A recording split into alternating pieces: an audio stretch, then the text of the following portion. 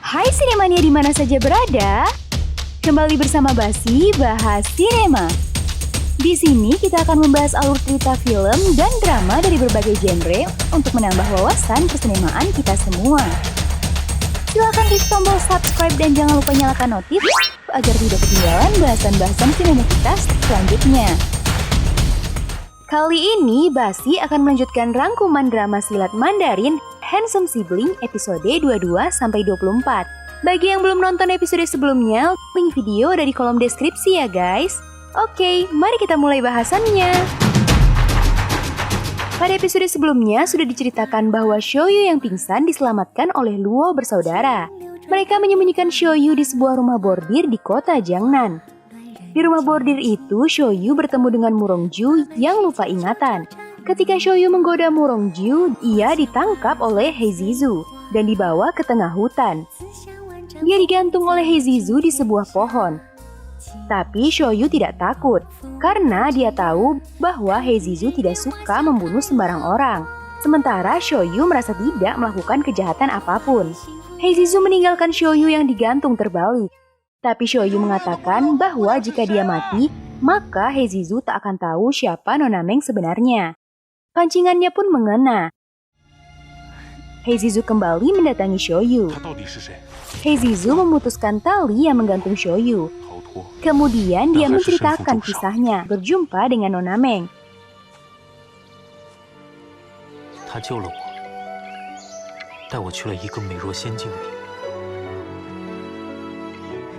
Rupanya Heizizu lah tamu yang sudah membayar Nona Meng untuk 6 bulan ke depan, supaya tidak ada yang bisa menjadi tamu Nona Meng. Tapi sayangnya penyakitnya membuat dia selalu melupakan Zizu setiap kali mereka berpisah. Heizizu pun terpaksa memperkenalkan diri setiap kali berjumpa dengan Nona Meng. Heizizu rupanya sudah jatuh cinta pada Nona Meng. Malam harinya Heizizu kembali mendatangi Shoyu. Ia menanyakan identitas Nona Meng yang sebenarnya. Namun Shoyu tidak memberitahukannya. Shoyu malah mengajak Zizu untuk membebaskan Nona Meng dari rumah bordir itu. Tapi Zizu mengatakan bahwa itu adalah hal yang amat sulit. Rumah bordir yang bernama Pavilion Wanhua ternyata adalah milik Wei Wuya, pemimpin dari 12 zodiak. Shoyu menjanjikan bahwa dia tetap akan mencari cara untuk membantu Zizu membebaskan Nona Meng dari sana. Keesokan harinya Shoyu memberikan emas pada seorang gadis penghibur untuk melakukan sesuatu. Kemudian dia mengganti pakaiannya lalu pergi ke Pavilion Wanhua. Ketika pengawal menanyainya, ia mengatakan bahwa dia mencari adiknya yang bernama Xiaosa. Ia sendiri mengaku bernama Xiaodai. Tiba-tiba gadis yang dibayarnya tadi mengatakan bahwa yang dimaksud Shoyu adalah Nona Meng. Kepala pengawal datang dan menanyai Shoyu. Shoyu berlagak seperti orang desa yang lugu, tapi dia membuat keributan di Pavilion Wanhua. Shoyu ingin memastikan bahwa Nona Meng benar-benar adiknya yang bernama Xiaosa. Si pengawal mengatakan bahwa Shoyu boleh melihat Nona Meng, tapi setelah itu dia harus membunuh Shoyu. Shoyu pun tidak takut. Dia mengatakan bahwa dia harus bertemu dengan adiknya. Mereka pun masuk ke kamar Nona Meng. Tapi alangkah kagetnya mereka karena ternyata Nona Meng terbaring di lantai. Di dadanya tertancap sebilah belati. Shoyu pun menangis sejadi-jadinya. Kepala pengawal mendorong Shoyu dan memeriksa kondisi Nona Meng. Ternyata Nona Meng sudah tak bernafas lagi. Kepala pengawal itu kaget sekali. Shoyu menyalahkan kepala pengawal atas kematian Nona Meng. Akhirnya kepala pengawal itu kesal dan menyuruh Shoyu untuk membawa mayat Nona Meng pergi dari sana. Shoyu menaikkan mayat itu ke atas kereta. Si sais kereta yang tak lain adalah Heizizu segera melarikan keretanya meninggalkan Pavilion Wanhua. Setelah mereka pergi, kepala pengawal menyadari bahwa darah yang berceceran di lantai itu palsu. Dia menyuruh anak buahnya segera mengejar Shoyu. Ketika mereka berhasil menyusul kereta Shoyu, Heizizu menyuruh Shoyu membawa Nona Meng, sementara dia akan memancing para pengejar itu menjauh. Seorang pengawal berhasil menjerat kereta Heizizu dengan rantai dan menghancurkan rodanya. Heizizu berdiri di atas kereta dan bersiap menghadapi klan Wuya. Mereka pun bertarung.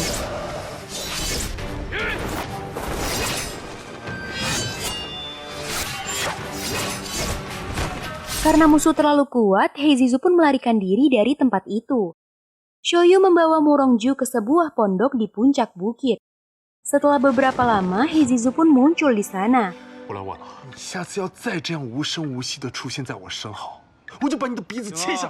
Kemudian Shoyu pun pergi meninggalkan Heizizu dan Murongju. Sementara itu di Jiangnan, Helu mendapat informasi bahwa Tiu Suang memang tak pernah meninggalkan balai Diling selama di Jiangnan.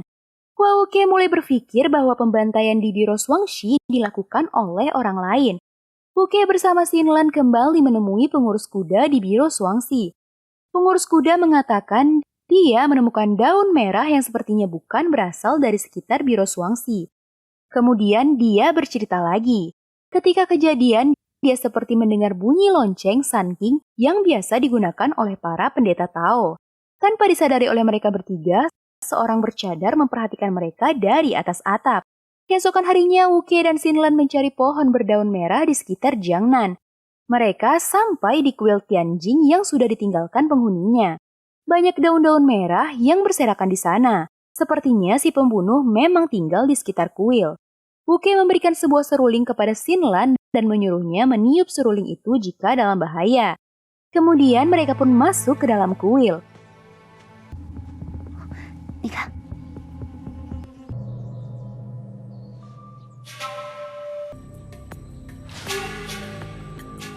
Wuke menemukan selembar rambut putih yang kasar. Tiba-tiba terdengar bunyi lonceng Sun King. Tak lama muncul seorang berambut putih menyerang Wuke dengan sebilah tombak golok. Ia menyerangnya dengan ganas. Xinlan pun turun tangan membantu Wuke. Wuke menyuruh Xinlan mundur agar bisa lebih leluasa menghadapi si rambut putih. Ternyata si rambut putih cukup tangguh.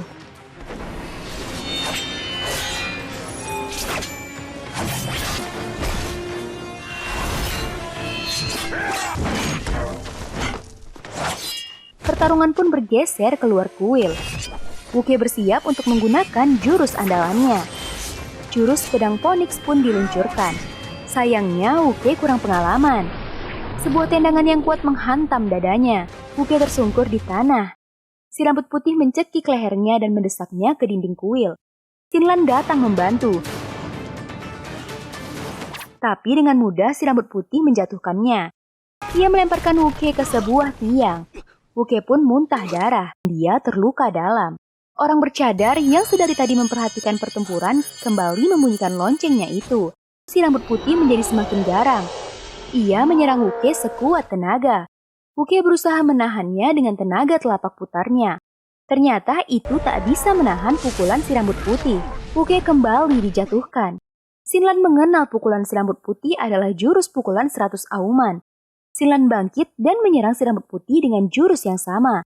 Namun tenaganya kalah jauh.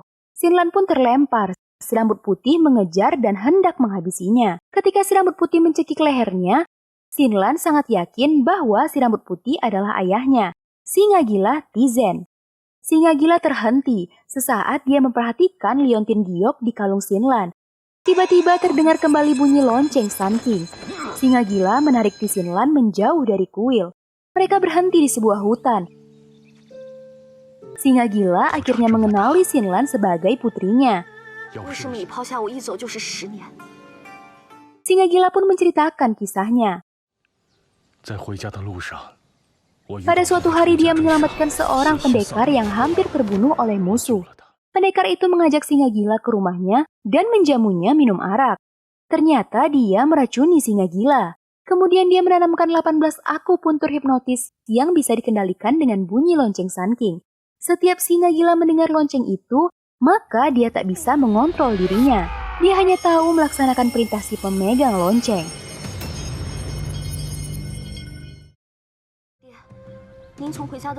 Sebelum singa gila menyebutkan nama orang itu, terdengar kembali bunyi lonceng Sun King.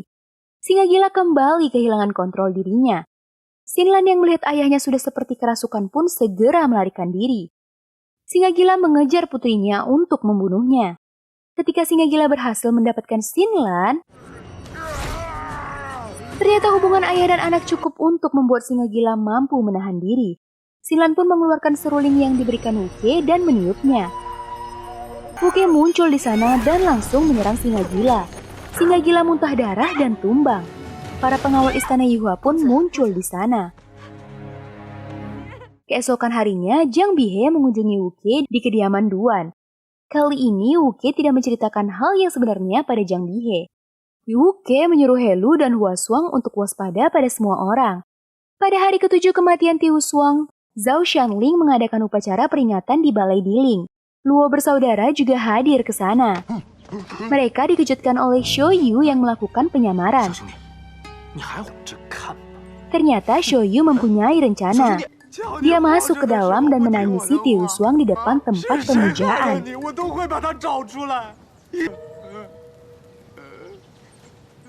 Tiba-tiba peri kecil dan Guren Yu muncul di sana. Ternyata dia punya kekerabatan dengan Tiu Suang. Shoyu menghampiri peri kecil dan memprovokasinya. Dia mengaku sebagai pelayannya Jiang Bihe. Trik Shoyu pun berhasil. Peri kecil menjadi tersulut. Peri kecil menghampiri Jiang Bihe dan memakinya. Anak buah Jiang Bihe marah mendengar tuannya dimaki. Mereka menyerang peri kecil, tapi Guren Yu dengan mudah menjatuhkan mereka. Jiang Bihe muncul menghentikan mereka. Peri kecil malah kembali memaki Jiang Bihe. Ternyata peri kecil tahu masalah racun beku yang sedang diselidiki Wu Suang. Akhirnya Hua Wuke mengatakan sedang menyelidiki kasus pembunuhan di Biro Shuangxi. Peri kecil mengalah. Dia akan memberi Wuke waktu untuk melakukan penyelidikan. Kemudian peri kecil dan Guren Yu meninggalkan tempat itu. Setelah itu muncul seorang pembawa spanduk duka yang mengatakan bahwa dia disuruh Lidazui untuk mengantarkan pesan duka dan ancaman pada orang yang membuat mertuanya mati. Para player menjadi resah mendengar salah satu penjahat besar berencana keluar dari lembah. Jiang Bihe angkat bicara untuk menenangkan para tamu.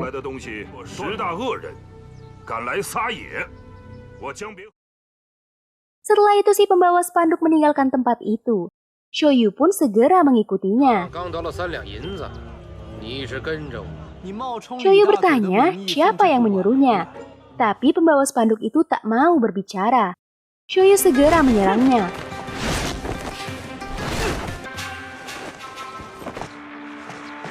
Ternyata orang itu memiliki ilmu ilusi.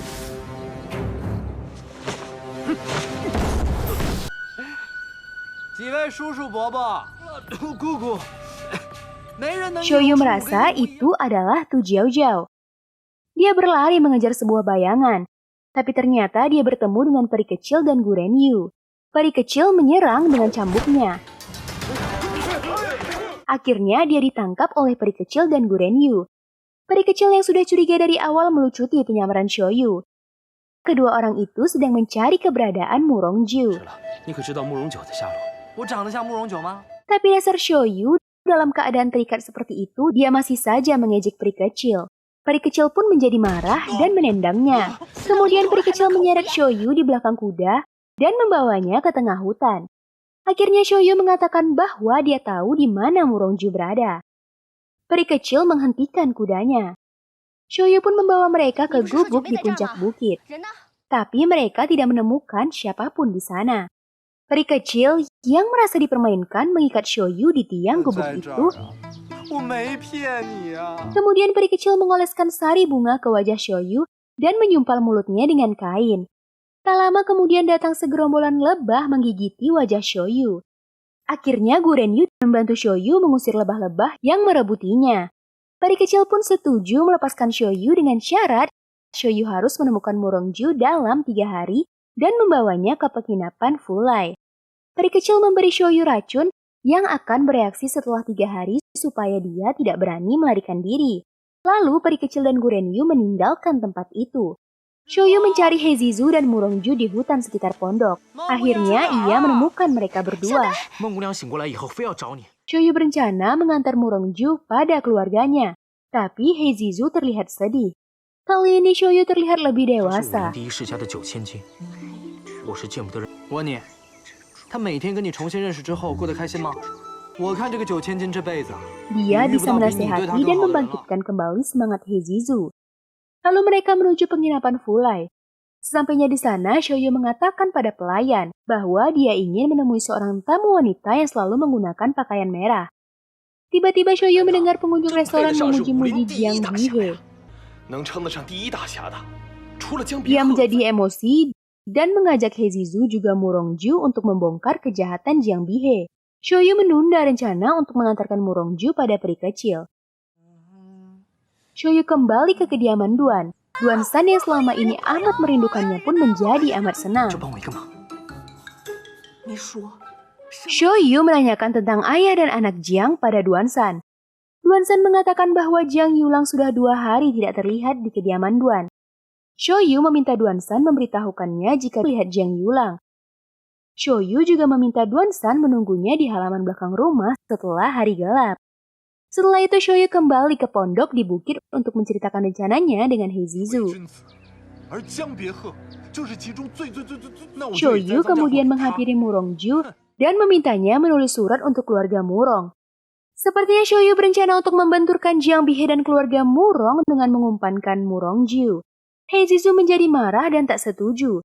Ia membawa Murongju meninggalkan Xiaoyu. Xiaoyu menghadang mereka dan berusaha meyakinkan Heijizu. Akhirnya Heijizu menyetujui rencana Xiaoyu, asalkan Xiaoyu bisa menjamin keselamatan Murongju. Jiang Bihe dikirimi sebuah surat oleh Heijizu. Surat itu mengatakan bahwa Jiang Yulang dan perak yang dibawanya ditawan di aula keluarga Zhang oleh seseorang. Kemudian Xiaoyu mendatangi peri kecil dan Gurenyu di penginapan. Ia memberikan surat yang ditulis Murongju kepada peri kecil. Setelah peri kecil membaca surat itu, Xiaoyu mulai mengarang 别鹤 cerita. 给掳去了，于是叫慕容九写下这封信，命我送过来。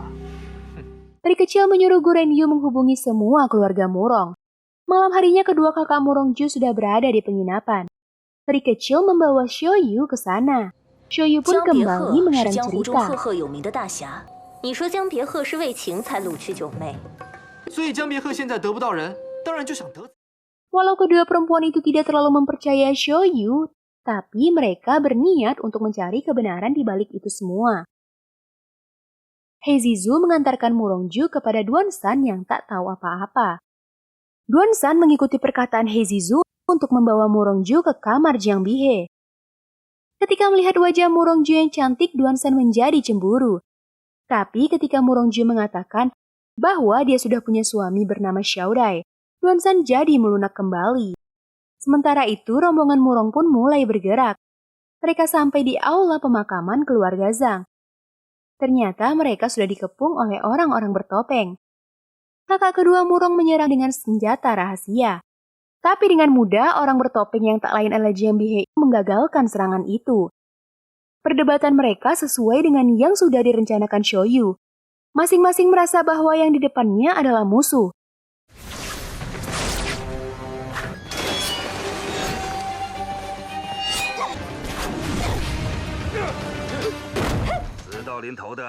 Tiba-tiba di atap muncul rombongan pemanah.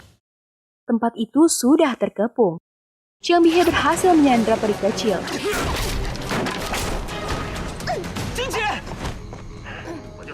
Keluarga Murong yang lain terpaksa menjatuhkan senjatanya. Jiang Bihe membuka tutup peti mati itu.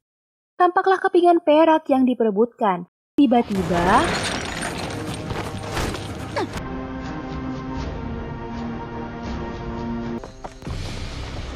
muncullah Nan Kong Liu dan Qin Jiang membantu istri-istri mereka. Melihat itu Jiang Bihe membuka cadarnya. Ia segera menyadari bahwa ini hanya perangkap Xiaoyu. Dengan reputasinya, Jiang Bihe yakin bahwa keluarga Murong akan lebih mempercayainya daripada Xiaoyu. 他刚才说什么？不但要银子，还要人。那是谁的银子？ Tapi Xiaoyu mengatakan bahwa dia tahu Jiang Bihe menyekap Murongju di kamar yang disediakan Duan Heiwei untuknya. Jiang Bihe yang merasa tidak bersalah mempersilahkan keluarga Murong untuk memeriksa tempat yang disebutkan Xiaoyu. Mereka sampai di kediaman Duan. Tapi ternyata mereka tidak menemukan Morongju di sana. Xiaoyu melihat sebuah lonceng. Karena iseng, ia membunyikan lonceng tersebut. Di luar, Wuki yang mendengar lonceng itu menjadi terkejut sekali. Itu adalah lonceng Sun King yang mengendalikan singa gila. Xiaoyu merubah taktiknya. Ia segera keluar dan berusaha memojokkan Jiang Bihe. Keluarga Murong berniat membawa Jiang Bihe untuk diperiksa lebih lanjut. Tapi Wuke muncul dan menghalangi mereka. Apakah jebakan Xiaoyu ini akan berhasil membuka kedok Jiang Bihe yang sebenarnya? Kita lanjutkan pada episode berikutnya. See you!